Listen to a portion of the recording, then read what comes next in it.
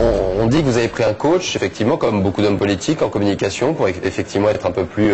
Franchement, ouais. J'avais pris justement des gens qui m'aident aussi pour renforcer mon équipe de com avant cet article. Avant cet article, d'accord. Cet article. Donc ça n'a pas été l'élément déclencheur, mais en tout cas... Non, ça n'a pas été l'élément déclencheur, mais ce qui est vrai, c'est que je me suis demandé ce qui ne collait pas. Parce qu'il faut toujours savoir, quand il y a un papier, certains sont pas bons, certains sont un peu méchants, ça arrive, chacun sa liberté de ton, pour les journalistes, mais derrière ça, j'ai voulu voir ce qui était vrai.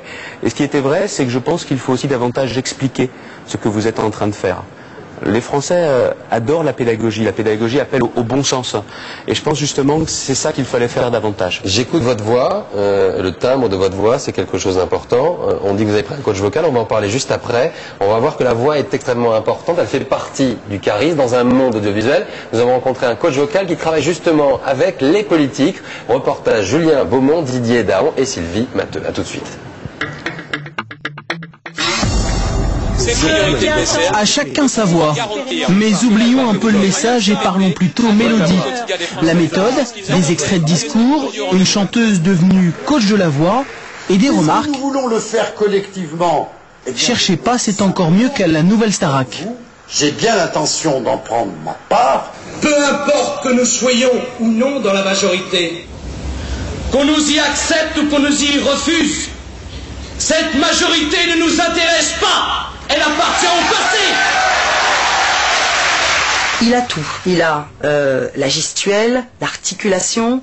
Très souvent, en tant que coach, on a beaucoup à faire lâcher les mâchoires. Les gens parlent avec les mâchoires serrées. Donc, lui, la mâchoire est ouverte. Elle est même agressive. Tout ce qui consiste à investir dans l'éducation, c'est-à-dire dans la formation de vos enfants, c'est majeur. Il n'y a pas de tâche plus... Il a un sens du silence. Un cerveau qui écoute va moins vite qu'un cerveau qui parle. Il le sait, il le sent, il n'a pas forcément appris d'ailleurs, mais quand il veut marteler quelque chose, il utilise aussi le silence et il habite son silence avec la gestuelle. Et que nous devons porter haut pour ne pas décevoir ceux qui ont foi en nous. L'histoire de France est une histoire vivante. Alors elle a un problème de respiration aussi. Elle ne gère pas bien sa respiration.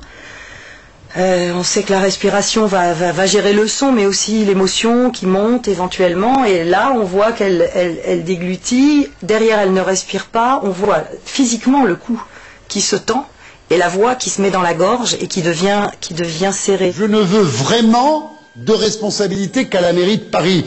Je me fous de vous. Alors je vais vous le dire, est-ce que je rêve la nuit, je me réveille, en me disant je voudrais que tu aies plus de pouvoir? Non. C'est un acteur. La gestuelle est totale, tout le corps est là, il martèle tout avec son corps, il y a du sourire, la voix est très belle. Il a vraiment des très beaux graves, un peu rauques, très ancrés, très agréables. En boucle sur 2 phrases depuis des mois. Arrêtez l'immigration, bloquez les frontières. Arrêtez l'immigration, bloquez les frontières. Il est très doué, lui, c'est pas une nouveauté. Mais lui, personnellement, je ne sais pas s'il a travaillé, moi je vois les coutures un peu. Encore une fois, ça n'a rien à voir avec sa sincérité, mais je le vois monter le son. Je le vois se dire, là, je dois me mettre à crier, parce que c'est ce mot sur lequel je trouve ça un peu mécanique. Le même conflit, la même ampleur, en janvier, ce sont 90% des trains qui ont circulé. Xavier Bertrand, on sent vraiment que sa voix peut aller beaucoup plus loin que ça. Ce que j'en entends, en tout cas, devrait chanter, s'il est un chanteur pas loin. Il a le coffre, il a ce qu'il faut pour aller beaucoup plus loin. Je pense qu'il doit travailler à installer ses graves.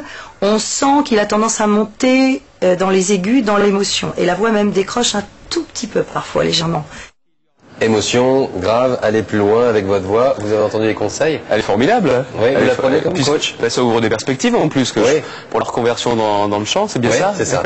Bon, maintenant, pour un homme politique, ne pas manquer de voix, c'est bien. Là, en l'occurrence, vous avez déjà effectivement travaillé cette voix pour l'Assemblée, pour ce genre de choses, c'est important. Oui, parce que c'est vrai qu'il y a des moments différents. La radio, peut être différent d'un meeting. Un meeting, c'est différent de l'Assemblée où il y a une légère cacophonie autour de vous. C'est pour ça, quand on voit la télévision, l'Assemblée nationale, ça n'a rien à voir avec ce qu'on vit à l'intérieur de l'hémicycle.